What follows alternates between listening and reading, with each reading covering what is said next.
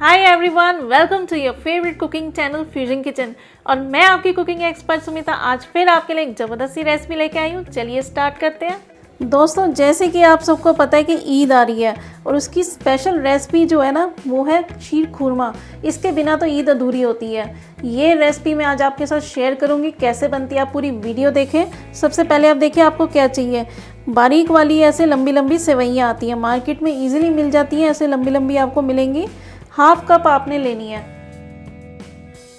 ये आप देखिए दोस्तों, हाफ कप क्वांटिटी मैंने पहले ही अलग कर ली है। ऐसे इसको हाथ से ना आपने थोड़ा छोटे पीसेस में तोड़ लेना है। चलिए आगे बनाते हैं।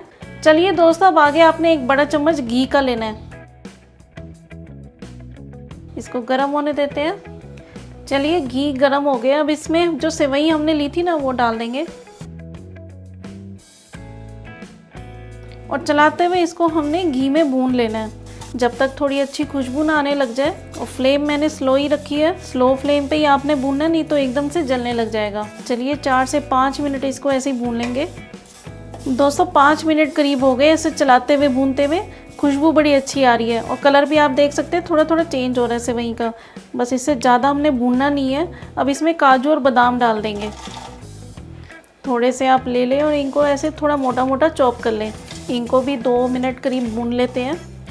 चलिए 2 मिनट हो गए काजू बादाम के साथ भी ऐसे भूनते हुए। अब इसमें हमने दूध डालना है, 1 लीटर डालेंगे।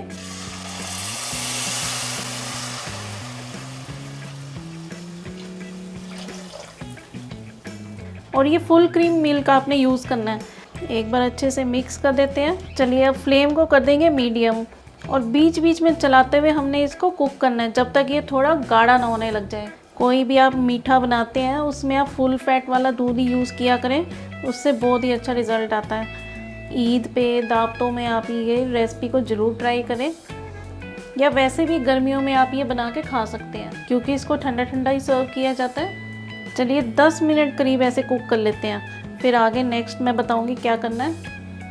दोस्तों 10 मिनट हो गए हैं मीडियम फ्लेम पे कुक करते हुए। इस टाइम पे आप देखिए थोड़ा ये गाढ़ा हो गया ना, और जो सेवइयाँ हैं वो भी फूल गई हैं कुक होके, ये आप देख सकते हैं। और जो साइड में कुक करते हुए ऐसे बलाई आती है ना, वो भी आप स्क्रैप करके बीच में डालते जाए। अब क्या करेंगे, इसमें 2 टेबलस्पून हमने होल मिल्क पाउडर डालना है। जो आप चाय में डालते हैं वो नहीं यूज़ करना, होल मिल्क पाउडर अलग से आता है जो मिठाइयों में डलता है। और इसमें 200 ml कंडेंस मिल्क डालेंगे। अगर ये आप नहीं डालते तो आप चीनी डाल दें मिठास देने के लिए। कंडेंस मिल्क से क्या होता है कि फ्लेवर बहुत अच्छा आ जाता है। और कुछ आपने खजूरें डाल देनी है, इसके सीड्स अलग करके लंबी लंबी ऐसे कटिंग कर दें आप। 4 से 5 खजूर आप ले लें और 7-8 किशमिश डाल देते हैं। और हाफ टी स्पून इसमें हरी इलायची का पाउडर डाल देंगे, इससे बहुत ही ज़बरदस्त फ्लेवर हो जाएगा। ये सारी चीज़ों को डालने के बाद मिक्स कर देंगे।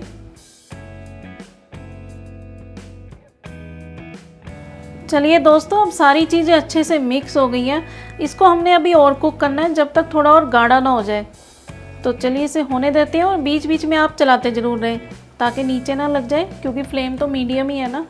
दोस्तों इस टाइम पे आप देख रहे हैं ना, बड़े बड़े साइज़ के बबल्स आ रहे हैं ऊपर।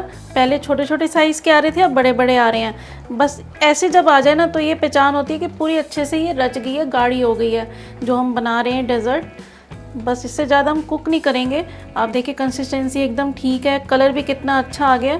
हमने कंडेंस मिल्क डाला ना, उससे थोड़ा ही अच्छा ये कैरेमलाइज कलर आ गया। फ्लेम ऑफ कर देंगे और इसको पहले आपने अच्छे से रूम टेम्परेचर पे आने देना है। फिर जब रूम टेम्परेचर पे आ जाए आप रेफ्रिजरेट करें और ठंडा ठंडा इसको आप सर्व करें। आप इस ईद पे ज़रूर ये ट्राई करें शीर खुरमा, और अपनी ईद को ख़ास बनाएं। और ट्राई करके मेरे को बताएं कि आपको ये कैसा लगा। Bye bye.